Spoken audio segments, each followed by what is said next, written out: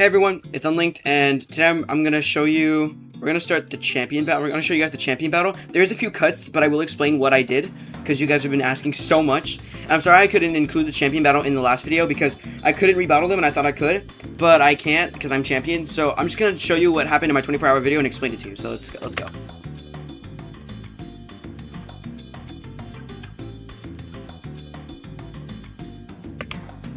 We set up Stealth Rock because every single time the Pokemon would come out, they'd lose little chips of damage, including if they are fire types, they would lose way more damage than normal Pokemon would.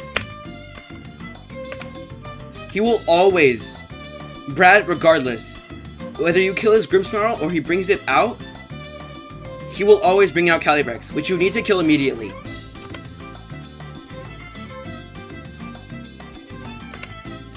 I let Groudon die for a clean switch because if I didn't, if I sent out another Pokemon while Calyrex was still alive, Calyrex would kill it with its boosted Grim-Neigh, so it definitely kill it. We use Sucker Punch on Calyrex because Calyrex has a 2x weakness to Dark, and we use Sucker Punch. So, but you have to absolutely try and get Calyrex down with Precipice Blades to get it to at least half HP, because if you don't, Sucker Punch might not cover all of the HP. As you can see, Gouging Fire lost way more HP here because of the Stealth Rock, and if we were to use Spikes, it wouldn't have lost this much damage. It probably would have been half to that. So this is why we use Stealth Rock.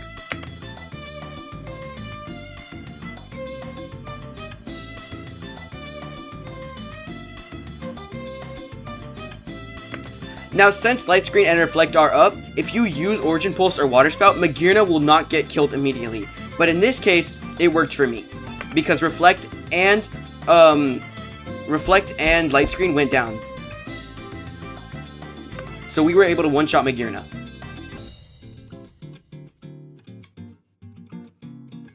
Kingambit is the slowest Pokemon he has on his team, but it's very terrifying when he has Kowtow Cleave. Overall, you are faster than Kingambit as long as Trick Room is not set up.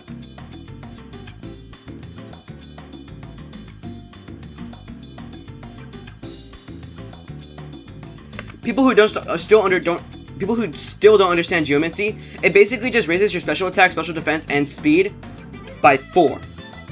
Or I think by 2. Yeah, by 2. And if you do it twice, it boosts by 4.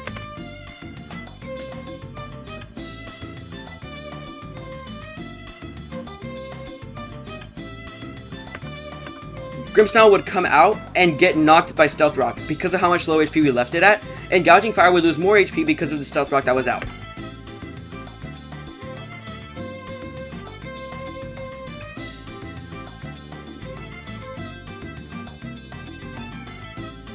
Salamence is not terrifying as long as you have Geomancy set up and if you never bring back Xerneas when you use Geomancy. If you do, your Geomancy won't be there anymore. You have to have Xerneas out the whole time in order for Geomancy to work.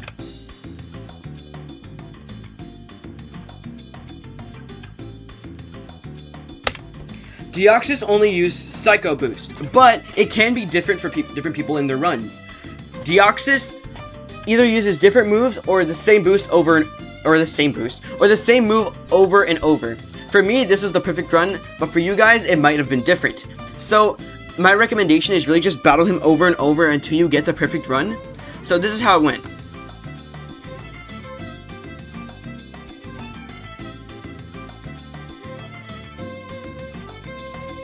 Once you set up Stealth Rock and you take damage as Groudon, you immediately switch to Xerneas.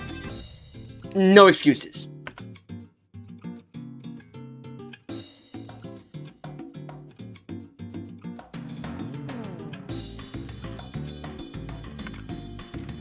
Xerneas will not die as long as you have the HP EV all the way to the top. If your HP EV is lower than this, then it will be harder for you to beat the champion.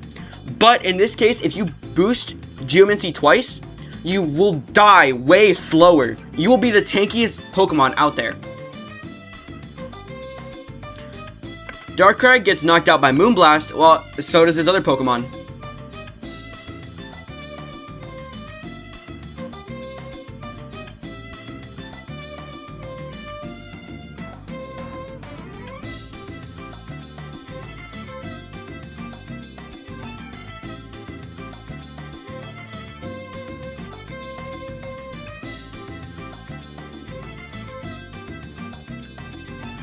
Because Arceus is technically stronger than Xerneas, but we have Geomancy twice, that's why we stayed alive when Arceus used extreme speed. So if you're not Geomancying twice, then you're gonna obviously lose. So I'm sorry that I didn't explain that in the last video, but just to show you here's how it goes. Oh yeah, by the way, since Arceus is technically a normal type, we had Focus Blast. If Focus Blast misses, I'm sorry, but you're gonna have to restart the battle, because Focus Blast is your only shot in actually winning this. But Focus Blast is the key thing to knocking out Arceus. Extreme Speed, well, obviously outspeeds us and almost knocks us out, but because we have Geomancy twice, like I explained before, that's why we're alive.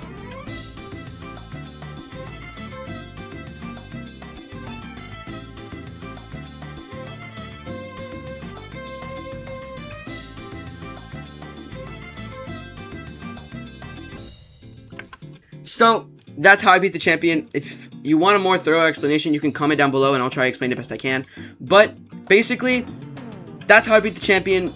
I just used Stealth Rock and a whole bunch of Xerneas and Yveltal. Remember, if we go back to this part right here, since Grimmsnarl is his setter, Groudon has time to set up Stealth Rock. So when Groudon gets killed by Calyrex, Grimnay boosts its stats, and that's when you can send out Yveltal. But make sure you do damage with Groudon as much as you can with Precipice Blades.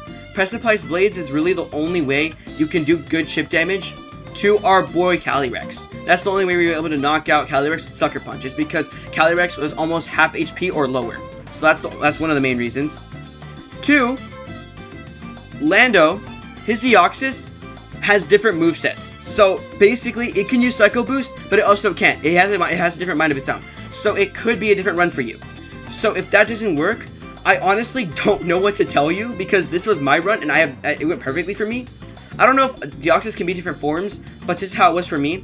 We used Stealth Rock and then let Deoxys knock us out, doing at least as much damage we can do with Deoxys. But if Groudon gets knocked out, immediately switch to Xerneas for a clean switch. Or what I did is when Groudon lost HP, I immediately switched to Xerneas. That's why we lost some decent HP, because we didn't do Geomancy, but we did Geomancy and it boosted our stats. That's how we were able to stay alive. Make sure on Lando's fight you do Geomancy twice to knock out everything. But that's pretty much it. That's how I beat the champion. Like I said before, if you want a more thorough explanation, I can try giving it to you in the comments. But yeah, thank you so much for watching, and I hope this champion overview did help you. I'll see you guys later, and goodbye.